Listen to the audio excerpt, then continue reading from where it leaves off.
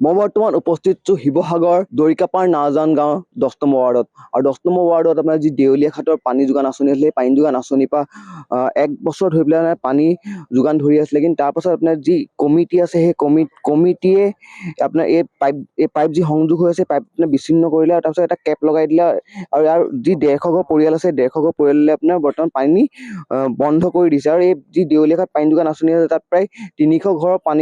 পানীৰ কাৰণে যোগান ধৰিবলৈ আপোনাৰ তেওঁলোকে সুবিধা কৰি দিছিলে কিন্তু তাৰ পাছত এই 150 ঘৰ পানী আপোনাৰ তেওঁলোকে বিচ্ছিন্ন কৰি দিলে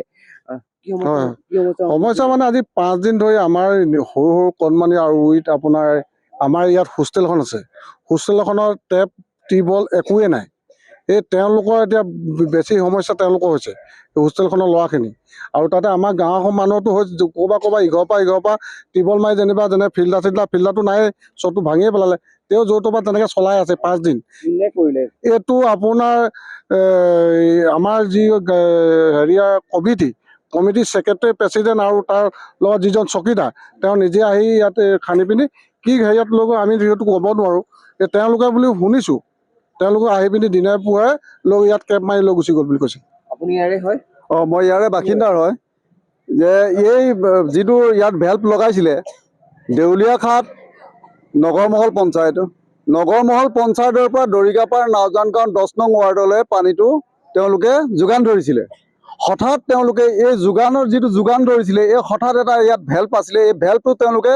কোনো খবৰ নিদিয়াকৈ গাঁওবাসী ৰাইজক কোনো খবৰ নিদিয়াকৈ তেওঁলোকে উঠাই লৈ যায় এই উঠাই লৈ যোৱাৰ চৰ্তত দৰিকাপাৰ নাওজান গাঁও 10 নং ৱাৰ্ডৰ যি 150 ঘৰ পৰিয়ালে পানী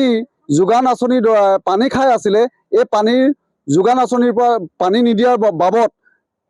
সৰু ল'ৰা ছোৱালীৰ পৰা সমস্যা মানে সৰু ল'ৰা ছোৱালীবিলাক আমাৰ যি কণ শিশুসকল আছে তেওঁলোকৰ স্বাস্থ্য হানিকাৰ হৈছে আৰু তেওঁলোকৰ স্কিনৰ প্ৰব্লেম হৈছে 2 নম্বৰ কথা হ'ল তেওঁলোকে প্ৰায় এবছৰ পৰা পানীটো দি আছিলে এই পানীটো হঠাৎ বন্ধ কৰি দিয়াৰ বাবে আমাৰ যিবিলাক টিউবৱেলবিলাক প্ৰায় আইৰণ থকা দৰিকাখন কাষতে থকা এই দৰিকাখনত আপোনাৰ টাউনৰ যিবিলাক গেলা পচা বস্তু সেইবিলাক নদীত পেলাই দিয়ে তাৰ বহুত অসুবিধা হৈছে বেমাৰ হৈছে ইয়াৰ পৰা গতিকে অতি সোনকালে ইয়াৰ সমস্যাটো সমাধান কৰি দিব লাগে হয় আপোনাৰ হাতৰ এখন ৰিচিপ্ট দেখিছোঁ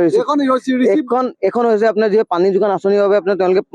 পইচা দিছিলে মাহেকীয়া পইচা দিছিলে তাৰে আপোনাৰ মাচুলৰ আপোনাৰ এখন ৰচিদ আছে তেওঁ প্ৰতিজন লোকৰ হাতত তেওঁলোকৰ ৰচিদ আছে কিন্তু এই ৰচিদ থকাৰ পাছতো তেওঁলোকে পানী তেওঁলোকে পানী ধৰিছিলে কিন্তু তাৰপিছত পানী কৰ্তন কৰিলে কি সমস্যাৰ সন্মুখীন হৈছে আপোনালোকে আমাৰ এতিয়া পানীৰ কাৰণে আমি যিখিনি আগত তাৰমানে আমি টিউবৱেল ব্যৱহাৰ কৰিছিলোঁ টিউবৱেলৰ পৰাই আমি বালি ফিল্টাৰ কৰি এনেকৈ পানী খাই আছিলোঁ কিন্তু কি এই চৰকাৰী আঁচনি পোৱাৰ লগে লগে আমি সেইবোৰ ব্যৱহাৰ কৰিবলৈ এৰিলোঁ এৰাৰ পিছত এতিয়া তেওঁলোকে পানীটো বন্ধ কৰি দিয়াৰ পিছত আমাৰ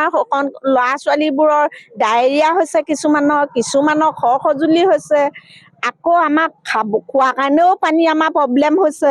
আৰু অতি সোনকালে আমাক সমাধান কৰি দিব লাগে হয় এইসকল লোকে আপোনাৰ এই সমস্যাৰ সন্মুখীন হৈছে যিহেতু আপোনাৰ এবছৰ পানী আপোনাৰ তেওঁলোকক যোগান ধৰি আছিলে কিন্তু তাৰ পাছত আপোনাৰ হঠাতে তেওঁলোকে এই কৰ্তন কৰিবলৈ পানী যোগান আঁচনিটো বন্ধ কৰিলে ইয়াৰ যি কমিটি আছিলে এই কমিটিৰ বিষয়ববীয়াসকলে আপোনাৰ মিলি পেলাই পানী যোগান আঁচনিটো বন্ধ কৰিলে বুলি তেওঁলোকে অভিযোগ উত্থাপন কৰিছে আৰু এই বিষয়ে তেওঁলোকে আপোনাৰ বিভাগীয় কৰ্তৃপক্ষকো অৱগত কৰিছে কিন্তু বৰ্তমানলৈকে তেওঁলোকক কোনো ধৰণৰ পদক্ষেপ গ্ৰহণ কৰা নাই যাৰ ফলত আজিলৈকে আপোনাৰ পানী যোগান ধৰিব পৰা নাই তাৰ বাবে আজি আপোনাৰ ৰাজপথলৈ ওলাই আহিছে এইসকল আপোনাৰ যিসকল গাঁওবাসী আছে তেওঁলোকে ৰাজপথলৈ ওলাই আহিছে আৰু তেওঁলোকে যি পানী যোগান আঁচনিটো পুনৰভাৱে স্থাপন কৰি দিবলৈ দাবী উত্থাপন কৰিছে যিকোনো খবৰৰ বাবে যোগাযোগ কৰক আমাৰ এই নম্বৰত 9181 307 2221